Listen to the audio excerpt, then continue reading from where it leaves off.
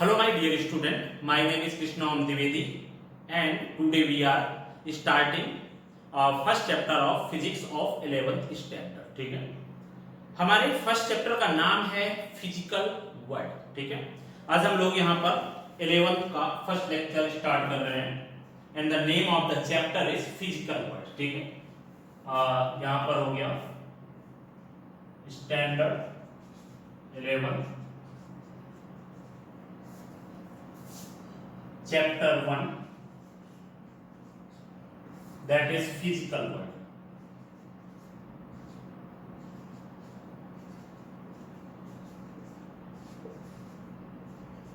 Okay, ये हमारा हो गया सब्जेक्ट, हमारा हो गया फिजिक्स. ओके, चलिए देखते हैं. हमारा चैप्टर है फिजिकल वर्ल्ड. ओके, तो इसमें हमें करना क्या है. अगर हम लोग यहाँ पर देखें तो हम लोग पूरा ये पढ़ने वाले हैं कि अगर मैं यहाँ पर फिजिक्स में ध्यान दूं तो हमें पूरे फिजिक्स में हमें क्या पढ़ना है. ठीक है, फिजिक्स में हमें कौन कौन सी ब्रांचेस के बारे में, मतलब कौन कौन सी ब्रांचेस है फिजिक्स की और हमें इसके अंदर क्या क्या पढ़ना है. ठीक है, ये सभी हम लोग इस चैप्टर में देखने वाले हैं. ठीक है, फिजिक्स का स्कोप क्या है, फिजिक्स हमें क्यों पढ़ना चाहिए, what is the definition of the physics, physics किस चीज की ब्रांच है. ठीक है, आखिर हम लोग का क्या इंपॉर्टेंस है हमारी लाइफ में फिजिक्स का, ये सब चीजें हम लोग इस चैप्टर में पढ़ने वाले हैं. ठीक है, तो चलिए वन बाय वन हम लोग इस चैप्टर के बारे में डिस्क्राइब करते हैं. सबसे पहला क्वेश्चन ये हमारे दिमाग में आना चाहिए कि आखिर फिजिक्स है क्या एंड फिजिक्स किस चीज की ब्रांच है. तो आपको पहले ही पता है कि साइंस की जो ब्रांच है वो क्या है, फिजिक्स है. ठीक है, तो सबसे पहले हम लोग डिफाइन करते हैं साइंस क्या है. ठीक है, व्हाट इज साइंस. तो हम लोग ऐसा कह सकते हैं कि जो साइंस वर्ड है this is taken from a Latin word that is scientia. ठीक है, ये जो साइंस वर्ड है ये किससे लिया गया है, साइंटिया वर्ड से लिया गया है and the meaning of this word is knowledge. ठीक है, मतलब मैं ऐसा कह सकता हूं कि इस यूनिवर्स के किसी भी चीज के बारे में, ठीक है, या इस फिजिकल वर्ल्ड के किसी भी चीज के बारे में अगर आप क्या करते हो, डीप नॉलेज गेन करते हो. ठीक है, उसके बारे में बहुत सारी स्टडी पढ़ते हो, वो किस चीज से रिलेट कर रही है वो अगर आप पढ़ते हो. ठीक है, इसको मैं कौन सा लॉ यूज करके सॉल्व कर सकता हूं, अगर हम लोग वो चीजें डिस्कस करते हैं तो ये सब किस में आता है, ये हमारी साइंस में आता है. ठीक है, मतलब इस यूनिवर्स में जो भी चीजें हैं और उनके बारे में आप नॉलेज गेन करते हो तो ये किस में आता है, फिजिक्स में आता है. ठीक है, या we can say that this is in science. ठीक है, तो यहां पर हम लोग ऐसा कह सकते हैं, means we can say that when we are studying about fan, when we are discussing about AC, phone, or we can say that when we are discussing about a measurement. Right now if we are discussing about car, bus, force, motion, any type of measurement, electricity, magnetism, optics, और हमारा जो है mechanics में जितने भी आते हैं, force हो गया, मोशन हो गया, मोमेंटम हो गया, रोटेशनल मोशन हो गया. ठीक है, तो यहाँ पर जितनी भी चीजें हैं इन सभी चीजों के बारे में जो हम लोग नॉलेज गेन करते हैं, हम लोग उसके प्रिंसिपल्स को जानते हैं, हम लोग उनसे रिलेटेड लॉस के बारे में स्टडी करते हैं, तो ये किस में आता है, ये हमारा साइंस में आता है. तो सबसे पहले हम लोग डिफाइन करते हैं व्हाट इज साइंस. ठीक है, then we can say that हमारा सबसे पहला जो टॉपिक है वो क्या है, साइंस. ठीक है, तो यहां पर हम लोग कह सकते हैं science, this is science is a word which is taken from, science is a word which is taken from Latin word scientia. Okay, which means knowledge. ठीक है, ओके. मतलब जो साइंस है वो साइंटिया वर्ड से लिया गया और उसका मतलब क्या होता है, नॉलेज होता है, ठीक है। या हम लोग ऐसा कह सकते हैं, इसको जो है ना हम लोग संस्कृत में क्या कहते हैं, दिस इज नोन एज विज्ञान। या हम लोग ऐसा कह सकते हैं, इसको हम लोग अरेबिक में क्या कहते हैं, इल्म नाम से जानते हैं, ठीक है। अगर हम लोग यहाँ पर बात करें संस्कृत की, तो इसको संस्कृत में क्या कहते हैं, ठीक है, इसको संस्कृत में बोलते हैं विज्ञान। और उसका भी वही मीनिंग होता है, उसका भी वही मीनिंग होता है टू, वही मीनिंग होता है नॉलेज, ठीक। या हम लोग इसको अरेबिक में रिप्रेजेंट करेंगे, तो अरेबिक में इसको हम लोग क्या बोलते हैं, दिस इज नोन एज इल्म, और उसका मतलब भी क्या होता है, नॉलेज होता है, ठीक है। तो ये हमारा हो गया साइंस के बारे में। साइंस आपके इन वर्ड से लिया गया है, विज्ञान जिसका मतलब क्या होता है, जानना होता है, नॉलेज होता है। या हम लोग ऐसा कह सकते हैं, it is taken from an Arabic word इल्म, ठीक है। और we can say that this is taken from word scientia which means also knowledge. तो ये हमारा हो गया एक साइंस का डिस्क्रिप्शन, ओके। अब इसके बाद अगर हम लोग यहाँ पर देखें तो हम लोग एक सिंपल डेफिनेशन दे सकते हैं साइंस की। तो हम लोग ऐसा कह सकते हैं कि साइंस एक ऐसा सिस्टमैटिक फिनोमिना है जिसके science is a systematic attempt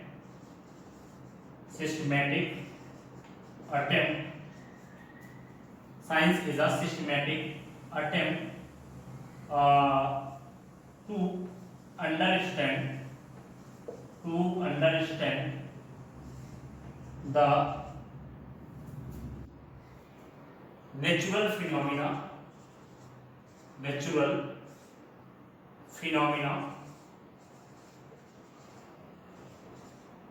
in detail and in deep as possible, ठीक है। मतलब जितना पॉसिबल हो उतनी डिटेल में, उतने डीप में किसी भी नेचुरल फिनोमेना के बारे में सिस्टमैटिक मतलब हमें स्टडी करना, that is known as a science, ठीक है। तो ये हमारा हो गया एक साइंस का डिस्क्रिप्शन, ठीक है। अभी हम लोग देखते हैं हम लोग फिजिक्स के बारे में, व्हाट इज फिजिक्स, ठीक है। तो देखिए भाई यहाँ पर फिजिक्स क्या होता है, सिंपली हम लोग ऐसा कह सकते हैं कि जो ये फिजिक्स वर्ड है ये हमारा क्या है, एक ग्रीक वर्ड फिजिक्स से लिया गया है और उसका मतलब क्या होता है, उसका मतलब होता है नेचर, ठीक है। क्या मैं ऐसा कह सकता हूं कि physics is a branch of science which deals with nature, या मैं ऐसा कह सकता हूं कि physics is the branch of science which is used to study physical world, ठीक है। मतलब इस पूरे वर्ल्ड के बारे में जहां पर हम लोग डिस्कशन करते हैं उसे हम लोग क्या कहते हैं, फिजिक्स कहते हैं। या मैं ऐसा कह सकता हूं कि फिजिक्स एक ऐसी ब्रांच है साइंस की जिसके लॉज एंड प्रिंसिपल यहां पर नेचर में गवर्न करते हैं, उसे हम लोग क्या कहते हैं, फिजिक्स कहते हैं, ठीक है। तो ये हमारा हुआ फिजिक्स, ठीक है। तो हम लोग इसको डिफाइन करते हैं, क्या होता है physics, then we can say that physics is the branch of science, physics is the branch of science which is taken from Greek word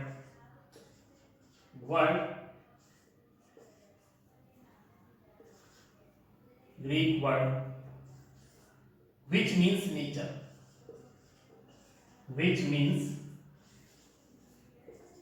nature, ठीक है।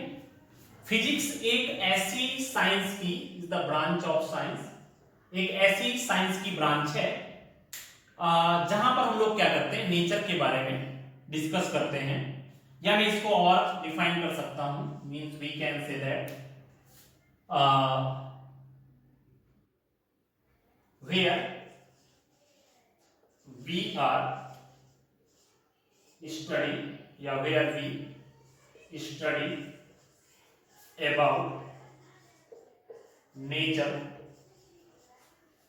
or physical world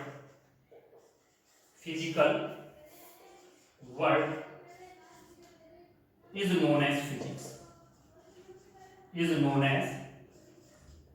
physics. Okay, या मैं ऐसा कह सकता हूं यहां पे, या मैं इसको ऐसे भी डिफाइन कर सकता हूं, it is the branch of science, it is the branch of science whose laws and principles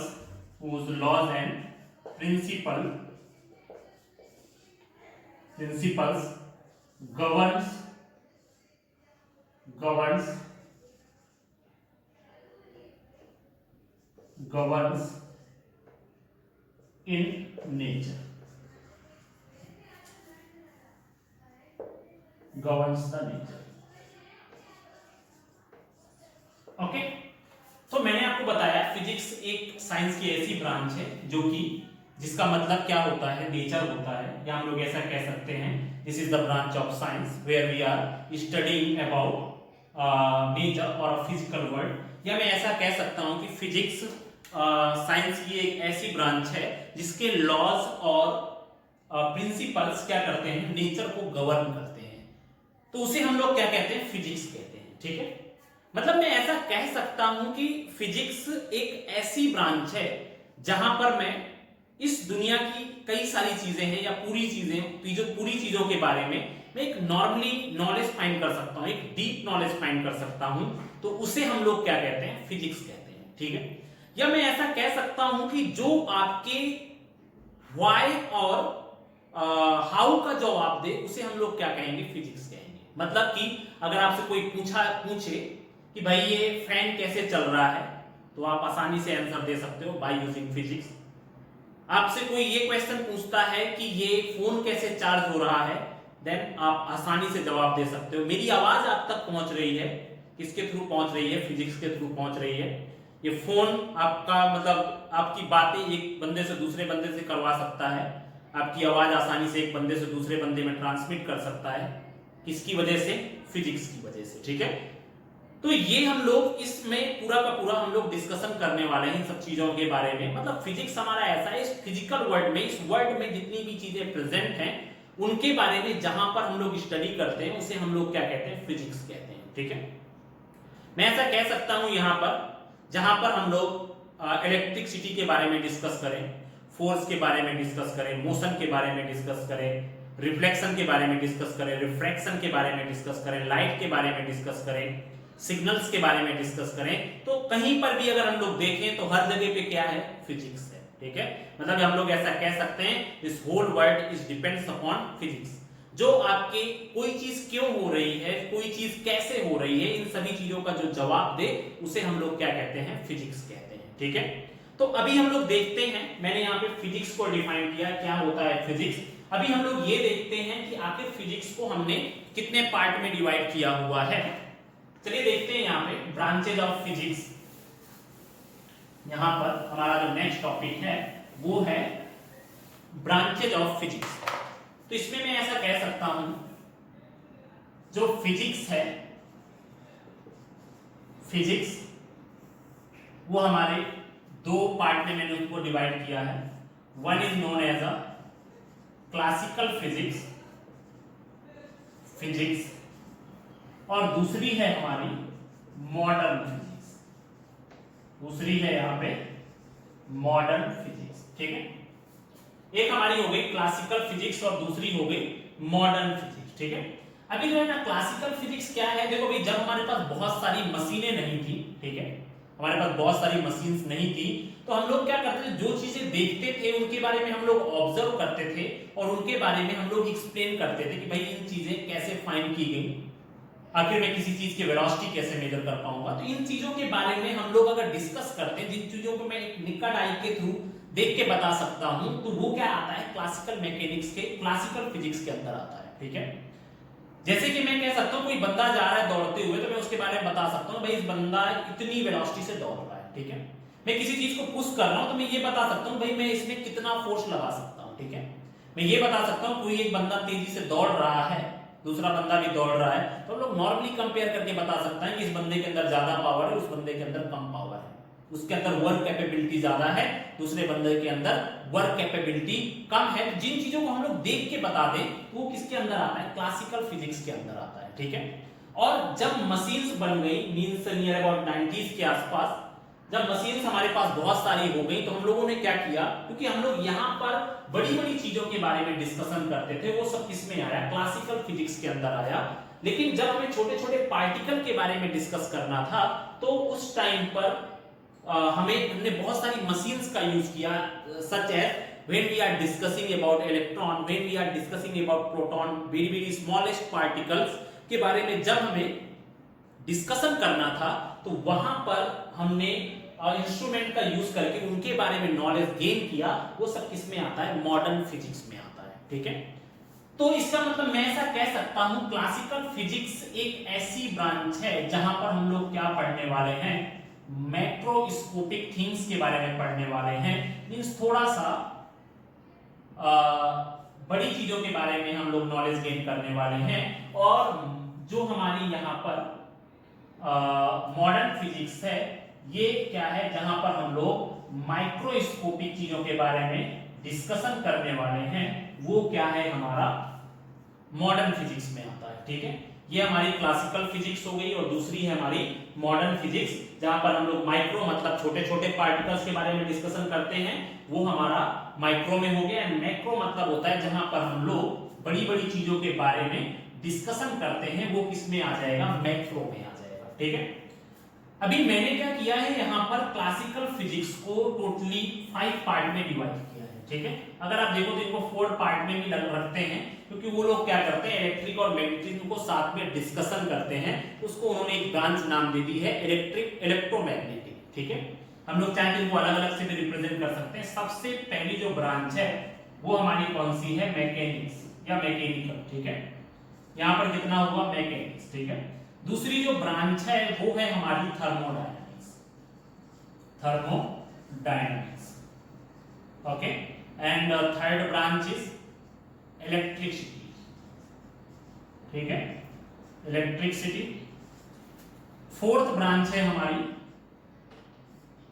magnetism, magnetism.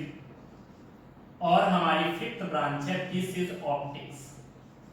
ठीक है, मॉडर्न फिजिक्स में हम लोग क्या पढ़ने वाले हैं, मॉडर्न फिजिक्स में हम लोग पढ़ने वाले हैं क्वांटम फिजिक्स। ठीक है, क्या पढ़ने वाले हैं हम लोग, यहाँ पे क्वांटम फिजिक्स पढ़ने वाले हैं, जो कि बहुत ही छोटे छोटे पार्टिकल्स के बीच में डील करता है। ठीक है, तो देखो भाई मैकेनिक्स क्या है, नॉर्मली अगर हम लोग देखें ना तो पूरा का पूरा 11th स्टैंडर्ड हम लोग यही 2 टॉपिक पढ़ने वाले हैं। ठीक है, हम लोग क्या है, दोनों के दोनों ये टॉपिक हैं, वो पूरे 11th स्टैंडर्ड में हम लोग पढ़ेंगे, और ये तीनों टॉपिक हम लोग 12th स्टैंडर्ड में पढ़ेंगे। ठीक है, और ये क्वांटम फिजिक्स भी हमारा किसमें मिलेगा, थोड़ा सा 12th स्टैंडर्ड में मिलेगा, जहां पर हम लोग किसके बारे में डिस्कशन करेंगे, यहां पर हम लोग जो है ना एटम और न्यूक्लियस के बारे में डिस्कशन करेंगे। तो चलिए देखते हैं मैकेनिक्स में क्या है। हमारे 11th का जो फर्स्ट पार्ट है वो मैक्सिमम आपका मैकेनिक्स पे डिपेंड करता है। जैसे कि हम लोग यहाँ पर किसी भी चीज को मेजर करते हैं, ठीक है, मैंने किसी चीज की लेंथ बता दी, किसी चीज का मास बता दिया, किसी चीज का वेट बता दिया, ठीक है, कहीं टाइम के बारे में डिस्कशन कर रहे हैं हम लोग, तो वो सिर्फ किसमें आता है, मैकेनिक्स में आता है। When we are discussing about velocity, speed, force, momentum, acceleration, ठीक है, इन सब चीजों के बारे में हम लोग डिस्कशन करते हैं, तो वो सब किसमें आता है, मैकेनिक्स में आता है। ठीक है, प्रेशर हमारा मैकेनिक्स में आएगा, एरिया हमारा मैकेनिक्स में आएगा, वॉल्यूम हमारा किसमें आएगा, मैकेनिक्स में आएगा। ठीक है, अब इसमें क्या है ना, मैकेनिक्स में हम लोग क्या करने वाले, कुछ सॉलिड चीजों के बारे में डिस्कशन करेंगे। ठीक है, आपका फ्लूइड मैकेनिक्स भी आएगा, जहां पर हम लोग क्या पढ़ेंगे, हम लोग फ्लो होने वाली चीजों के बारे में डिस्कशन करेंगे। ठीक है, मतलब स्टार्टिंग के जो चैप्टर्स हैं वो हम लोग पढ़ेंगे जाकर के सॉलिड्स के बारे में, ठीक है, कोई चीज कैसे घूमती है, कोई चीज कैसे आगे बढ़ती है, किसी चीज को मैं कितनी स्पीड से घुमा सकता हूँ, किसी चीज को मैं कितनी जोर से धक्का दूं तो वो उतनी डिस्टेंस कवर कर ले। तो ये सब चीजें जहां पर हम लोग पढ़ने वाले हैं वो ब्रांच हमारी फिजिक्स की है, दैट इज मैकेनिक्स, ठीक है। दूसरी है हमारी thermodynamics. Thermodynamics is the branch of physics where we are discussing about energy saving such as, मतलब यहाँ पर कोई चीज मैं किसी चीज को गर्म करता हूँ, थोड़ी देर में एनर्जी यहाँ से ट्रांसमिट होकर के ये सिरा भी कैसे गर्म हो जाता है, पानी को आप गर्म करते हो किस तरह से पूरा पानी थोड़ी देर में गर्म हो जाता है, आखिर मछलियां ठंडी के टाइम में एंटार्क्टिका में आपकी कैसे उस पानी के अंदर भी जिंदा रहती है जबकि पूरा पोर्शन आपका बर्फ से जम जाता है, ठीक है। हम लोग कैसे पता करते हैं भाई ठंडी क्यों लगती है, गर्मी क्यों लगती है, what is the temperature of the body, ठीक है। ये सब चीजों का जहां पर हम लोग डिस्कशन करते हैं वो हमारी क्या होगी, थर्मोडायनामिक्स होगी। आफ्टर दैट इलेक्ट्रिसिटी, ठीक है। देखो भाई सिंपल सी बात है, अगर मैं यहाँ पे धीरे धीरे करके थोड़े थोड़े टॉपिक्स लूं तो इसका मतलब यहाँ पर इस यूनिवर्स में, इस फिजिकल वर्ल्ड में कोई भी ऐसी चीज नहीं होगी जिन चीजों के बारे में हम लोग फिजिक्स के थ्रू डिस्कशन ना करते हैं, ठीक है। आफ्टर दैट इलेक्ट्रिसिटी में आते हैं हम लोग, simply we can discuss about the what is electric charge, what is electric current, what is electrostatic potential, current का फ्लो क्यों होता है, चार्ज का फ्लो क्यों होता है, ठीक है, कैसे बल्ब जल जाता है, कैसे फैन ऑन हो जाता है, कैसे टीवी चल जाती है, कैसे हमारा जो है ना एसी ऑन होता है, कैसे वो एसी गर्म हवा को ठंडी हवा में कन्वर्ट करता है, फ्रिज के अंदर सामान ठंडा क्यों रहता है, इन सब चीजों के बारे में हम लोग जो डिस्कस करने वाले हैं वो इलेक्ट्रिसिटी के अंडर में आएगा, ठीक है।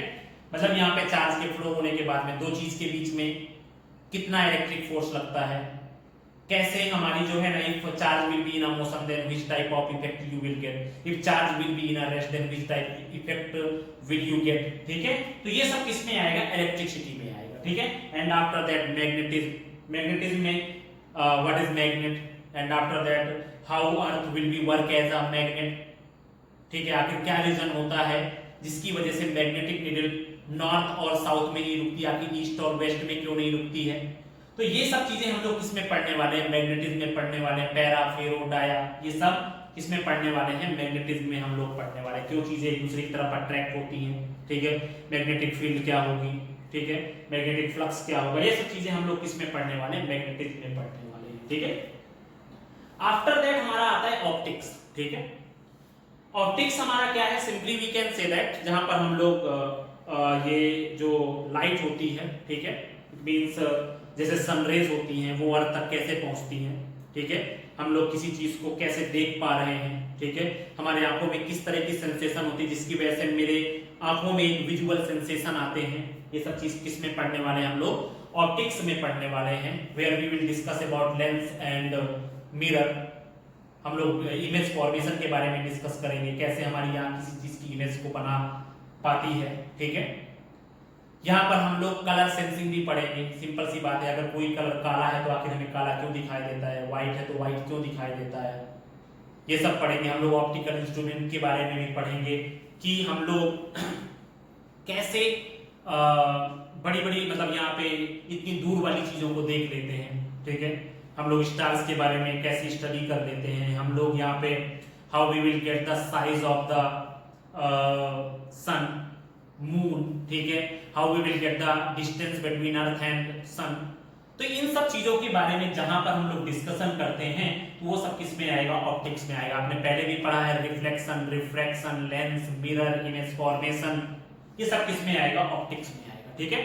And after that we will discuss about the quantum physics. तो क्वांटम फिजिक्स में क्या है, जहां पर हम लोग क्या करते हैं, जहां पर हम लोग एटम और न्यूक्लियस के बारे में डिस्क्राइब करते हैं, ठीक है, एटम कैसे बनता है, एटम की खोज कैसे हुई, किनकी कौन कौन से पार्टिकल्स होते हैं, कैसे इलेक्ट्रॉन मूव करता है, what is electron, what is proton, what is alpha particle, what is beta particle, what is gamma particle, what is radio activity, ये सब चीजें हम लोग जो पढ़ेंगे वो किसमें पढ़ने वाले हैं, क्वांटम फिजिक्स में पढ़ने वाले हैं। ये हमारा फिजिक्स का हम लोग ऐसा कह सकते हैं, ये सिर्फ फिजिक्स की ब्रांचेस नहीं मैंने बताई हैं आपको, मैंने ये भी बता दिया है what is the scope of physics. ये मैंने यहाँ पर क्या डिस्कस किया है, what is the scope of physics, क्या आखिर स्कोप है फिजिक्स का, हम लोग फिजिक्स के अंदर में रह करके क्या क्या चीजें जान सकते हैं, वो मैंने अभी तक आपका बताया, क्योंकि हमारा एक इसमें टॉपिक है what is scope of physics और the excitement of the physics. ठीक है, तो ये हमारा क्या हुआ, मैंने स्कोप एंड एक्साइटमेंट। भाई आप लोग को क्या एक्साइटमेंट होती है, आखिर आप लोग क्यों फिजिक्स पढ़ना चाहते हो?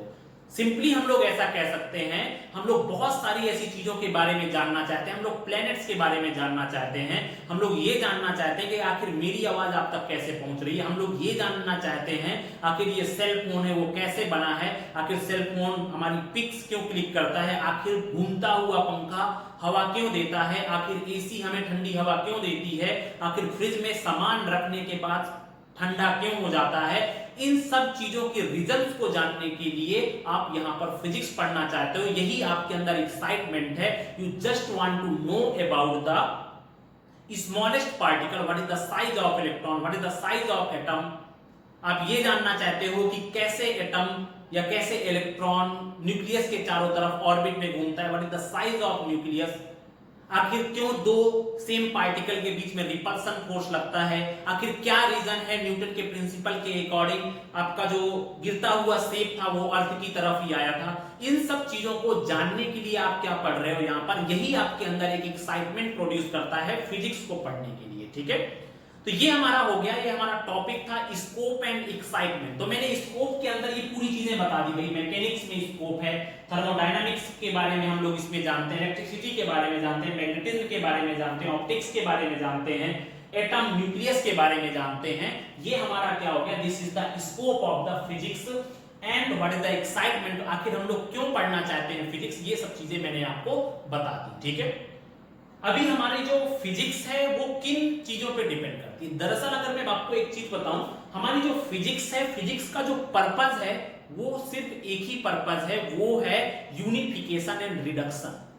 ठीक है, आखिर ये यूनिफिकेशन क्या होता है, अगर मैं देखूं ना तो फिजिक्स का जो मेन पर्पस है वो यही है कि मैं यहां पर जितने भी लॉज हैं उनको कैसे एक साथ, मतलब मैं उनके बारे में स्टडी कर सकूं। ठीक है, कैसे मैं एक चीज को दूसरी चीज से रिलेट कर सकूं। यूनिफिकेशन मतलब होता है कि कैसे हम लोग दुनिया की सभी चीजों को एक चीज में मिला सकें। ठीक है, जैसे कि यूनिफिकेशन मतलब हुआ हम लोग इलेक्ट्रिसिटी के बारे में सेपरेटेड स्टडी करते थे, हम लोग मैग्नेटिज्म के बारे में सेपरेटेड स्टडी करते थे, तो पर उसने क्या किया, अब इसके बाद में हमारे जो ऑर्स्टेड आए, ऑर्स्टेड ने ये बताया कि भाई जब चार्ज पार्टिकल मूव करता है तो वो क्या करता है, कुछ मैग्नेटिक इफेक्ट भी प्रोड्यूस करता है। इसका मतलब इस समय इलेक्ट्रिसिटी और मैग्नेटिज्म एक दूसरे के साथ क्या हो गए, यूनिफाई हो गए, उनका यूनिफिकेशन हो गया। ठीक है, मतलब जो चीजों को जोड़ने का काम करता है वो क्या है, फिजिक्स है। ठीक है, जैसे मैक्सवेल आए, मैक्सवेल ने हमारे क्या किया,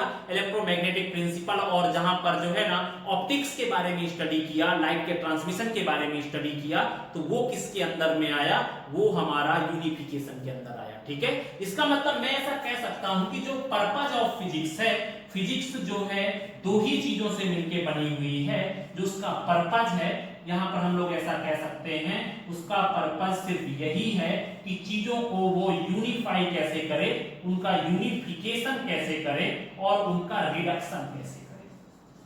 ठीक है, this is the purpose of physics. ठीक है, पर्पस ऑफ फिजिक्स। आखिर हम लोग फिजिक्स क्यों पढ़ने वाले हैं, उसका रीजन यही है क्योंकि फिजिक्स क्या कर रही है, यूनिफिकेशन कर रही है बहुत सारी छोटी छोटी चीजों को।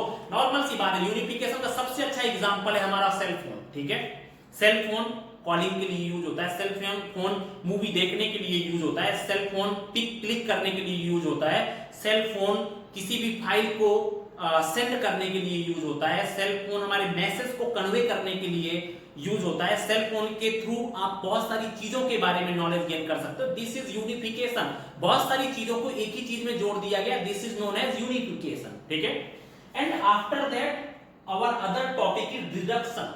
आखिर क्या होता है reduction, simply we can say that, हम लोग ऐसा कह सकते हैं कि बड़ी बड़ी चीजों को छोटी छोटी चीजों में कन्वर्ट करना ही क्या है, रिडक्शन है। सबसे अच्छा एग्जांपल है आपका सेल फोन। ठीक है, ये भी इसका सेल फोन ही कंसीडर कर सकते हैं। आपने देखा होगा भाई पहले बहुत बड़े बड़े कंप्यूटर, सबसे पहले हमारा क्या आया, सुपर कंप्यूटर आया। ठीक है, सुपर कंप्यूटर साइज में क्या था, बहुत बड़ा था, नॉर्मल काम कर सकते थे हम लोग उसमें। उसके बाद लोगों ने सोचा कि भाई ये तो बहुत बड़ी चीज है, हम लोग इसको कहीं एक जगह से दूसरी जगह ट्रांसमिट भी नहीं कर सकते, तो आखिर हम लोग इसके बारे में हम इसको कैसे यूज करें। तो फिर नॉर्मली उन्होंने क्या किया, उसको और थोड़ा छोटा किया, फिर हमारा आ गया डेस्कटॉप। ठीक है, अभी क्वेश्चन ये अराइज हुआ कि भाई मैं एक कमरे से दूसरे कमरे में जाकर के मुझे काम करना है, क्यों ना मैं कुछ ऐसा बनाऊं जिसको मैं साथ में लेकर के घूम सकूं। ठीक है, जहां मैं चाहूं वहां पर बैठ के वर्क कर सकूं।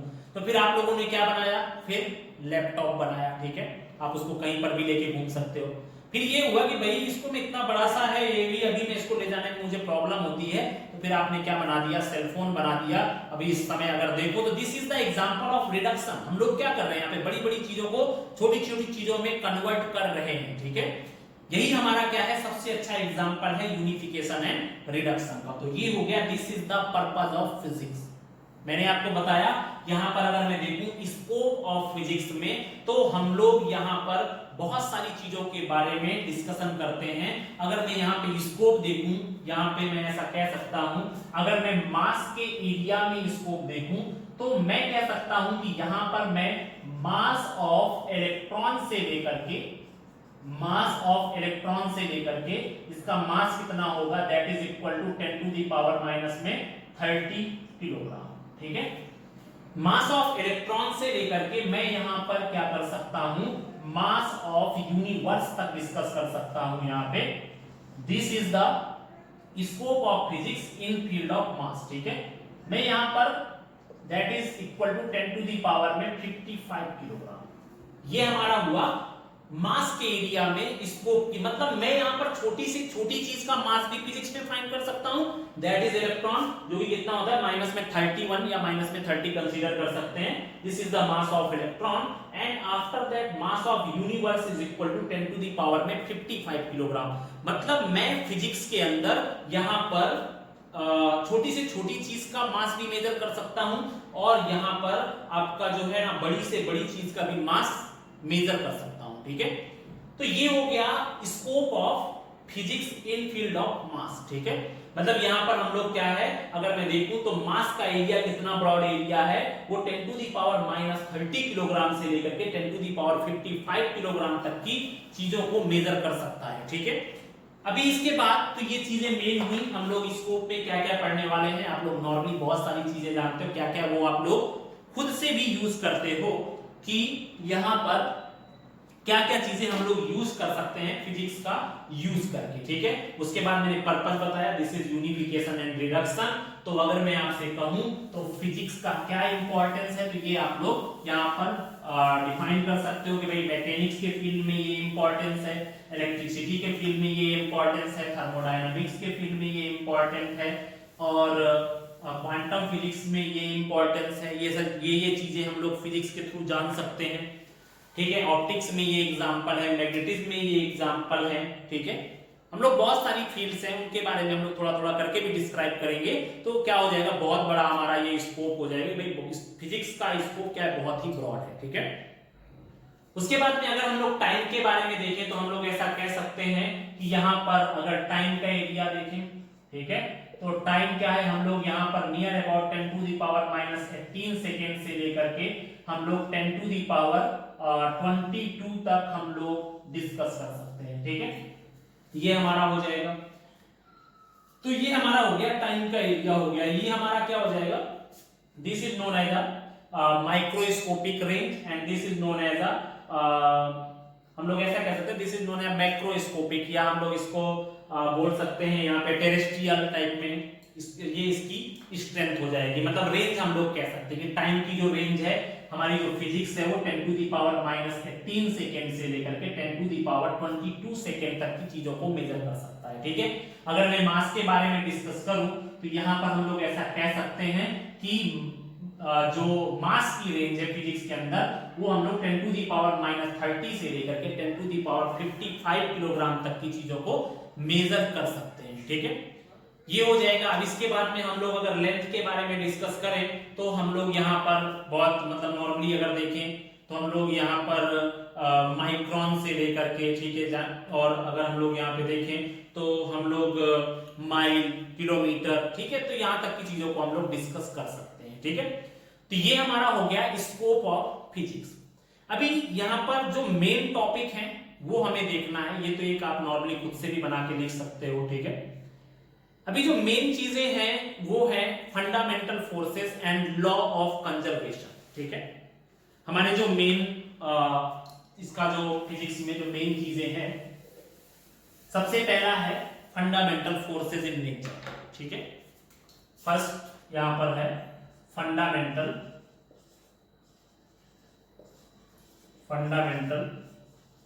फोर्सेस इन नेचर, ठीक है। क्या होते हैं फंडामेंटल फोर्सेस? सबसे पहले यहां पर टोटल फंडामेंटल फोर्स कौन कौन से हैं? 4 टाइप्स के फंडामेंटल फोर्स है। सबसे पहला हो जाएगा, one is a gravitational force, okay. दूसरा है हमारा इलेक्ट्रोमैग्नेटिक फोर्स, ठीक है। थर्ड है हमारा स्ट्रॉन्ग न्यूक्लियर फोर्स, यहां पे हो जाएगा स्ट्रॉन्ग न्यूक्लियर फोर्स।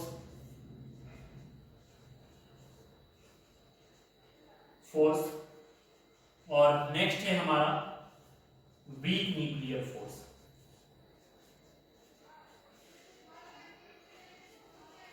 ठीक है। ये टोटल हमारे पास 4 टाइप्स के फंडामेंटल फोर्सेस हैं। वन बाय वन करके हम लोग सभी फोर्सेस को डिफाइन करेंगे, ठीक है। जो हमारा पहला फोर्स है वो हमारा है gravitational force.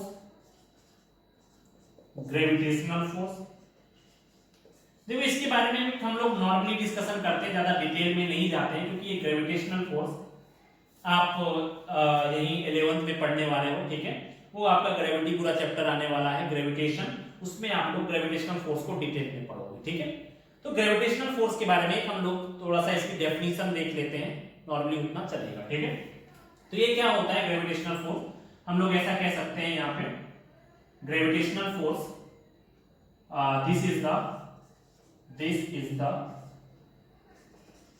this is the force of attraction between two masses, ठीक है।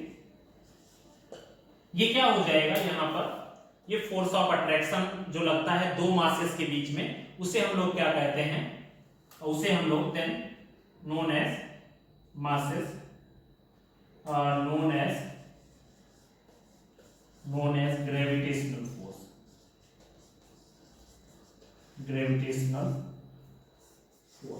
ठीक है। ये हमारा हो गया ग्रेविटेशनल फोर्स। इसके बारे में अगर आपको थोड़ा बहुत देखना देख सकते हो, नहीं नॉर्मली यहाँ पर भी आप स्टॉप कर सकते हो। हमें सिर्फ क्या करना है, यहाँ पे डेफिनेशंस देखनी है, इनके बारे में ब्रीफली हम लोग डिस्कशन करेंगे जा करके। जब ये चैप्टर आएगा ग्रेविटेशन तो वहां पर पढ़ लेंगे हम लोग, ठीक है। देखो होता क्या है ना, ग्रेविटेशन फोर्स में अगर हम लोग देखें तो हम लोग ऐसा कह सकते हैं कि जैसे सिंपल सा है भाई, मैं ये पेन नीचे की तरफ फेंकता हूं, मार्कर क्या होता है नीचे आके गिरता है, ठीक है। उसका रीजन क्या है भाई? इसका कुछ मास है, अर्थ का कुछ मास है, वो क्या करता है, अर्थ का मास ज्यादा होने की वजह से ये उस चीज को अपनी तरफ अट्रैक्ट करती है। तो इन दो मासेस के बीच में जो फोर्स लग रहा है, this is known as a force of gravitation या ग्रेविटेशनल फोर्स, ठीक है। अभी हमारा नेक्स्ट टॉपिक है, सेकेंड फोर्स है हमारा इलेक्ट्रोमैग्नेटिक फोर्स। यहां पे ज्यादा डिस्कस नहीं कर रहा, अगर आपको थोड़ा सा फॉर्मूला लिखना है तो आप लोग लिख सकते हो F is equal to G m1 m2 by में r स्क्वायर, ठीक है। ये हमारा क्या हो जाएगा, ग्रेविटेशनल फोर्स हो जाएगा। ये आपने 10th स्टैंडर्ड में भी थोड़ा बहुत 9th में शायद पढ़ा है, ठीक है। इसका डिस्क्रिप्शन हम लोग आगे जाकर के देखेंगे। जहां पर फोर्स F क्या है, ग्रेविटेशनल फोर्स है, m1 mass, m2 another mass, r is the distance between both masses and g is a universal gravitation constant, ठीक है। इसकी वैल्यू कितनी होती है, 6.7 into 10 to the power में -11 न्यूटन मीटर स्क्वायर किलोग्राम -2 होती है, ठीक है। तो ये हमारा हो गया ग्रेविटेशनल फोर्स, ओके। इसके बाद में है हमारा नेक्स्ट फोर्स है, इसमें से हम लोग ऐसा ये भी कह सकते हैं, इसकी जो रेंज होती है, this is the weakest force. ये मैं कह सकता हूं यहाँ पे इसका जो पॉइंट हो जाएगा, this is a weakest force, this is the weakest force in nature, ठीक है। दूसरी चीज द रेंज ऑफ,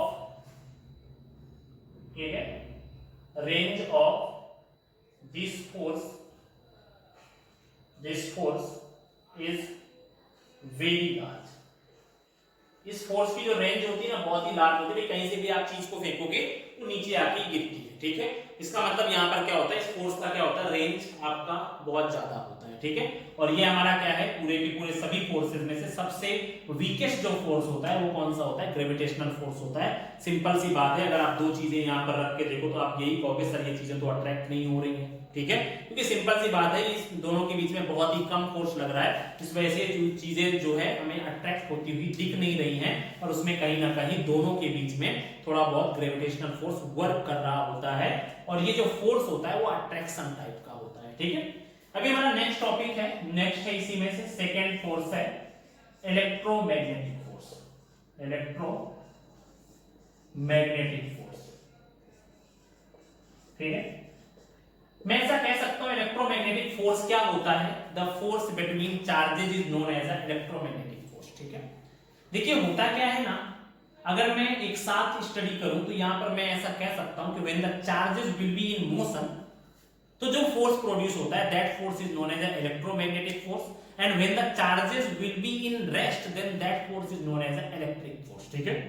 देखो होता क्या है ना कि जब चार्ज मोशन में होता है तभी वो मैग्नेटिक इफेक्ट प्रोड्यूस करता है, बिना जब तक वो रेस्ट में रहेगा ना तब तक वो सिर्फ क्या करता है, इलेक्ट्रिक फोर्स प्रोड्यूस करता है। तो यहाँ पर हम लोग सिंपली डिफाइन कर देते हैं, क्योंकि अभी मुझे ज्यादा डिस्क्राइब नहीं करना है, ये सब चीजें हम लोग आगे जाके चैप्टर्स में से पढ़ने वाले हैं, ठीक है। तो यहाँ पर हम लोग ऐसा कह सकते हैं force between two charges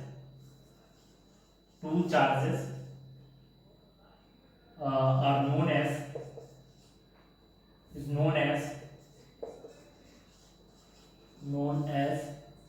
electromagnetic force, ठीक है। ये हमारा क्या हो जाएगा, ये हमारा हो गया इलेक्ट्रोमैग्नेटिक फोर्स, ठीक है। अभी अगर हम लोग इसको थोड़ा सा देखें तो ये हमारा जो फोर्स होता है इसका जो फॉर्मूला होगा वो क्या हो जाएगा, F is equal to K Q1 Q2 by में R स्क्वायर, ठीक है। जहां पर Q1 और Q2 क्या है, these are two charges, R will be the distance between both charges, K will be the constant that is known as a Coulomb constant। इसके बारे में भी हम लोग ज्यादा डिस्कस नहीं करेंगे क्योंकि ये हम लोग 12th स्टैंडर्ड में पढ़ने वाले हैं। हो सकता है 10th में आपको ये सब चीजें डिस्क्राइब करवाई गई हो, पर नहीं करना चाहिए ये सब चीजें हम लोग, क्योंकि आगे जाकर के बहुत ही ब्रॉड वे में पढ़ने वाले हैं, ठीक है। चलिए देखते हैं इसमें से ये जो फोर्स है, ये फोर्स कैसा होता है, this force is attractive and repulsive type, ये दोनों टाइप के फोर्स प्रोड्यूस करता है, ठीक है। This force is attractive and repulsive type, दोनों टाइप का होता है, ओके। इसके बाद में ये क्या है, the range of this force is small, ज्यादा रेंज नहीं होती इसकी, ठीक है। इसके बाद में ये जो फोर्स होता है that is stronger then gravitational force, और उसकी रेंज कितनी होती है, कितना स्ट्रॉन्गर होता है, that is 10 to the power 36 times क्या होता है, stronger than that of gravitational force, ठीक है। इसका मतलब मैं ऐसा कह सकता हूं कि जो हमारा थर्ड पॉइंट इसमें लिख लेना कि this electromagnetic force is 10 to the power 36 times stronger than that of gravitational force, ठीक है। तो ये हमारा हो गया इलेक्ट्रोमैग्नेटिक फोर्स, ओके। अभी हम लोग यहां पर देखते हैं हमारा नेक्स्ट फोर्स है, इनको आप लोग लिख लीजिएगा। अभी हम लोग यहां पर देखें तो हमारा नेक्स्ट फोर्स है स्ट्रॉन्ग न्यूक्लियर फोर्स, ठीक है।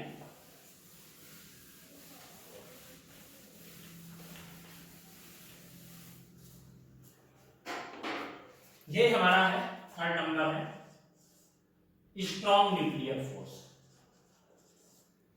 ठीक है। क्या होता है स्ट्रॉन्ग न्यूक्लियर फोर्स? देखिए सिंपली मैं ऐसा कह सकता हूं कि स्ट्रॉन्ग न्यूक्लियर फोर्स जो है ना, एक ऐसा फोर्स होता है, आप नॉर्मली सोचते होंगे कि अगर मैं न्यूक्लियस की बात करूं, आप लोगों ने पहले भी पढ़ा होगा कि जो न्यूक्लियस के अंदर क्या होते हैं, बहुत सारे प्रोटॉन होते हैं और न्यूट्रॉन होते हैं, ठीक है।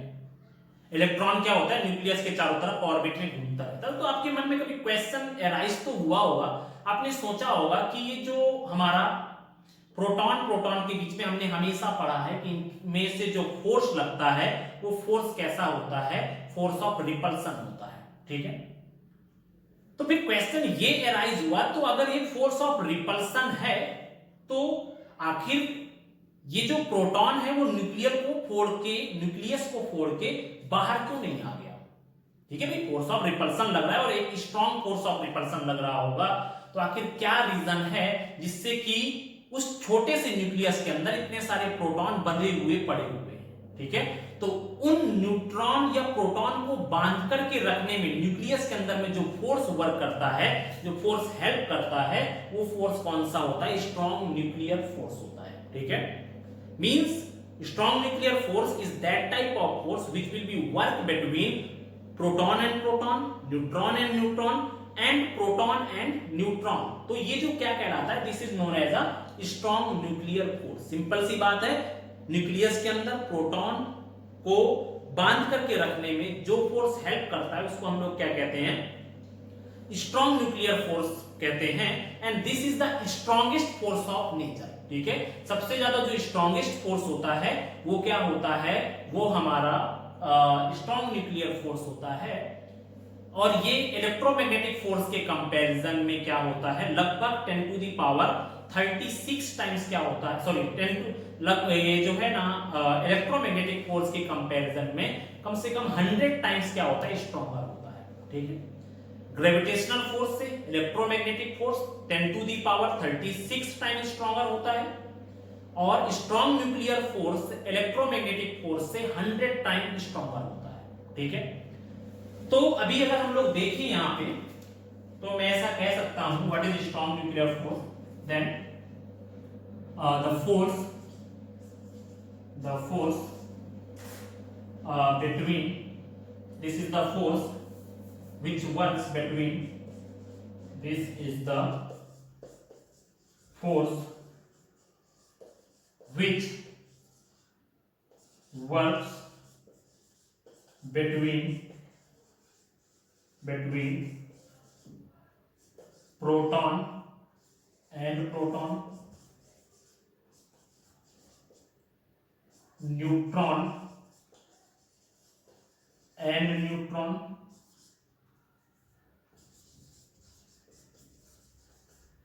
और प्रोटॉन एंड न्यूट्रॉन, ठीक है। इज नोन एज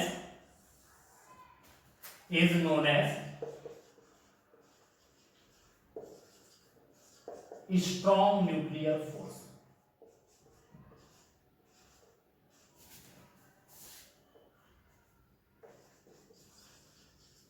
ठीक है। मतलब कि जो फोर्स प्रोटॉन प्रोटॉन के बीच वर्क करता है, न्यूट्रॉन न्यूट्रॉन के बीच वर्क करता है, या प्रोटॉन न्यूट्रॉन के बीच वर्क करता है, उसे हम लोग क्या कहते हैं? स्ट्रॉन्ग न्यूक्लियर फोर्स कहते हैं, ठीक है। ओके, तो इसमें से हम लोग क्या कर सकते हैं? This force is the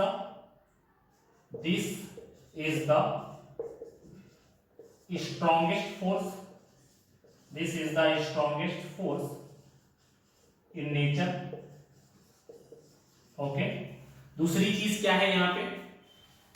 end this is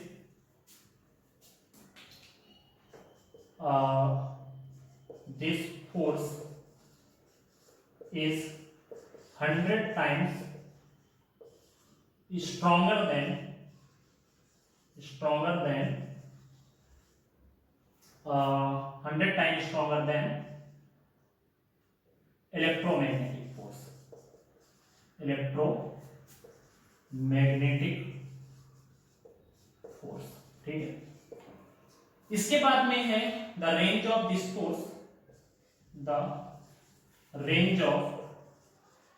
force, is 10 to the power minus में 15 मीटर, जिसकी रेंज होती है वो भी काफी मिनिमम होती है, ठीक है, वो नियर अबाउट कितनी हो जाएगी 10 टू दी पावर में माइनस में 15 मीटर हो जाएगी। तो ये हमारा क्या हो गया, स्ट्रॉन्ग न्यूक्लियर फोर्स हो गया, और ये सबसे स्ट्रॉन्गेस्ट फोर्स होता है, ठीक है। अभी हम लोग क्या करेंगे, यहाँ पे नेक्स्ट टॉपिक है हमारा वीक न्यूक्लियर फोर्स, ठीक है, ये कर लीजिए। इसके बाद हमारा जो नेक्स्ट टॉपिक है that is a weak nuclear force, ठीक है। चलिए देखते हैं इसको भी।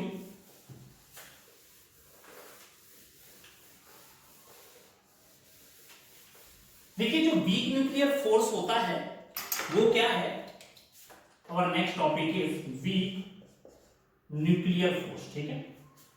तो ये क्या है, वीक न्यूक्लियर फोर्स हमारा एक ऐसा फोर्स होता है जो कि क्या करता है, मतलब हम लोग ऐसा कह सकते हैं कि जब एक प्रोसेस होती है, जो हमारे बहुत बड़े बड़े पार्टिकल्स होते हैं जैसे सच एज यूरेनियम, ठीक है, जिनके क्या होता है यहाँ पे नंबर ऑफ इलेक्ट्रॉन और number of proton and neutron के बीच में बहुत डिफरेंसेस होते हैं, ठीक है।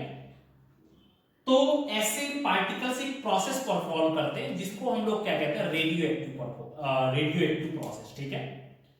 तो इस रेडियो एक्टिव प्रोसेस के टाइम में कुछ पार्टिकल्स क्या करते हैं, उस न्यूक्लियस के अंदर से बाहर निकलते हैं, ठीक है।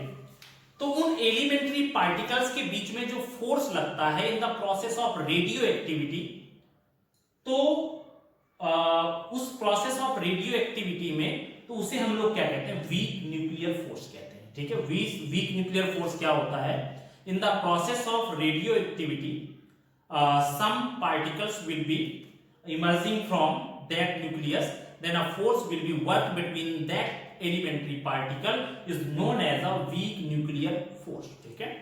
यहां पर क्या है, वीक न्यूक्लियर फोर्स में हम लोग सिंपली ऐसा कह सकते हैं, यहां पर अगर हम लोग देखें तो इसमें से हम लोग ऐसा कह सकते हैं, this is the force, this is the force which works between elementary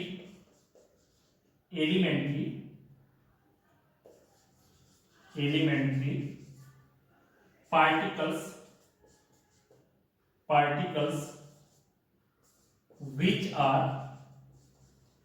which are emerging in the process of radioactivity, ठीक है। तो यहाँ पर वीक न्यूक्लियर फोर्स क्या होता है, एक ऐसा फोर्स होता है जो कि कुछ एलिमेंट्री पार्टिकल के बीच में वर्क करता है, जो पार्टिकल रेडियो एक्टिविटी प्रोसेस में बाहर निकलते हैं, ठीक है। जैसे कि होता क्या है ना, कि जब बीटा का डिके होता है ना, तो उसके साथ में उस एटम के अंदर से क्या निकलता है, इलेक्ट्रॉन निकलता है, और हमारा क्या निकलता है, एक न्यूट्रिनो निकलता है। तो उनके बीच में जो फोर्स लगता है, हम लोग ऐसा कह सकते हैं यहाँ पे इन बीटा डीके, ठीक है, यहाँ पे पार्टिकल्स विच आर डिकेइंग, जो भी ऐसे ही चलेगा, ठीक है। अभी हम लोग इसमें क्या कहेंगे, इन बीटा डीके, मतलब जब बीटा पार्टिकल हमारा क्या निकलता है किसी भी रेडियो एक्टिविटी की प्रोसेस में, in beta decay electron and neutrino are emerging from atom, then a force work between these particles are known as क्या कहते हैं इसको, हम लोग वीक न्यूक्लियर फोर्स बोलेंगे। This is known as a weak nuclear force, ठीक है। ये हमारा हो गया, ये हमारा क्या है, वीक न्यूक्लियर फोर्स है। ये नाम इसका जरूर वीक न्यूक्लियर है, बट ये क्या होता है, this is a force which is stronger than that of the gravitational force, ठीक है। इसकी जो रेंज होती है वो near about 10 to the power minus में 16 मीटर के आसपास होती है। The range of this force is 10 to the power minus में 16 metre and this force is stronger than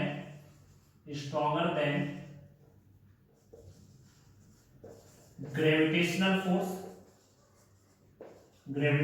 force and weaker than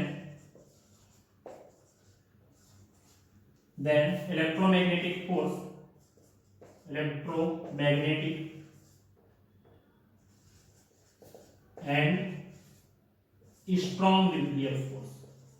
strong nuclear force, ठीक है। तो ये हमारा हो गया वीक न्यूक्लियर फोर्स एंड ये हमारा टॉपिक हुआ फंडामेंटल फोर्सेस इन नेचर, ठीक है।